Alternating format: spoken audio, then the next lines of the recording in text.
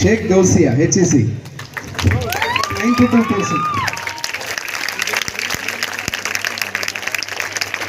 ఇంకోటి కూడా చెప్పడం మర్చిపోయినా,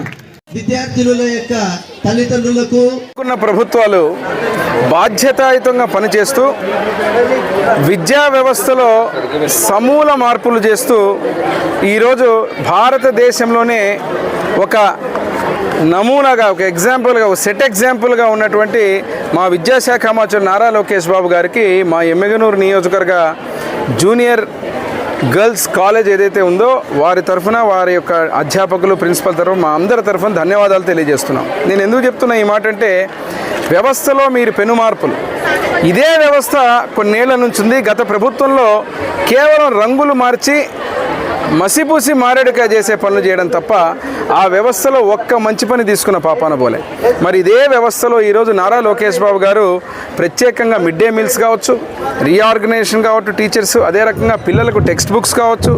యూనిఫామ్స్ కావచ్చు, సమూలంగా ప్రక్షాళన చేస్తూ వారి బంగారు బాటకు భవిష్యత్తు వేస్తూ వినూత్నంగా ఈరోజు మెగా పేరెంట్ టీచర్స్ మీటింగ్ పెట్టి ఇటు తల్లిదండ్రుల బాధ్యత, గురువుల బాధ్యత, బిడ్డల భవిష్యత్తుకు బంగారు బాటలు వేసి ఈ యొక్క గొప్ప మీటింగ్స్ని ఈరోజు సంవత్సరానికి 2 సార్లు నిర్వహించాలని చెప్పడం, ఇటువంటి నిర్ణయాలతో ఈరోజు చూస్తున్నారు పిల్లల్లో ఉన్న జోష్. ఈరోజు కేవలం డ్రగ్ ఆంధ్రప్రదేశ్గా గత ప్రభుత్వం ఈరోజు విద్యార్థులకు కనీసం పుస్తకాల పంపిణీ కావచ్చు, ఏ రకమైనటువంటి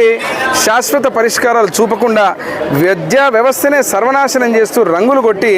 మోసం చేసిపోయినటువంటి ప్రభుత్వానికి ఈరోజు మరొక్కసారి కూటమి ప్రభుత్వంలో చేస్తున్నటువంటి అనేక మంచి కార్యక్రమాలకు ప్రతి ఒక్కరం కూడా ధన్యవాదాలు తెలియజేస్తూ, ఈ యొక్క ఇన్ఫ్రాస్ట్రక్చర్ విషయంలో కూడా మా జూనియర్ కాలేజీకి కావాల్సినటువంటి వసతులు అన్నీ కూడా ఏర్పాటు చేసి, ఇక్కడ కూడా మా ఎమ్మిగనూరులో కూడా చాలామంది ఇప్పుడు అడుగుతున్నారు, మహిళా డిగ్రీ కాలేజ్ అడుగుతున్నారు, దగ్గరకు రావాలని, ఇక్కడ గ్రౌండ్ ఉందని. దీన్ని కూడా మా లోకేష్ బాబు గారి దృష్టికి తీసుకెళ్ళి సమూల మార్పుల్లో ఇక్కడ కూడా అభివృద్ధి కార్యక్రమాలకు ముందుకు తీసుకెళ్తామని తెలియజేస్తూ, మరొక్కసారి ముఖ్యమంత్రి నారా చంద్రబాబు నాయుడు గారికి, మా విద్యాశాఖ మంత్రులు నారా లోకేష్ బాబు గారికి, డిప్యూటీ సీఎం పవన్ కళ్యాణ్ గారికి, నరేంద్ర మోడీ గారి నాయకత్వంలో ఈరోజు కూటమి ప్రభుత్వానికి పేరున ధన్యవాదాలు తెలియజేస్తూ, ఏ చర్యలైతే ఈరోజు క్షేత్రస్థాయిలో ఫలితాలు ఇవ్వబోతున్నాయి. ఉదాహరణ చూస్తే ఈ కాలేజ్ ఫలితాలు పోయిన సంవత్సరానికి ఈ సంవత్సరానికి గణనీయంగా పెరగడం జరిగింది. అంటే ఇవన్నీ కూడా